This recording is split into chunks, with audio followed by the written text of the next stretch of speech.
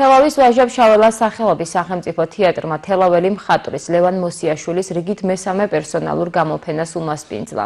გამოფენა სახელწოდებით გაზაფხული დამთვალიერებელს შესაძლებლობას აძლევს ერთ სივრცეში გაიცნოს ხელოვნის მრავალწლიანი შემოქმედებითი ძიების შედეგს, ფერების, ფორმებისა და ემოციების სინთეზს. ლევან მოსიაშვილის შემოქმედება რამდენიმე ეტაპად იყოფა და მოიცავს ქართულ თემატიკას, კახურყოფასა და ფილოსოფიურ აბსტრაქციებს. ექსპოზიცია დამთვალიერებელს 30 აპრილამდე უმასპინძლებს.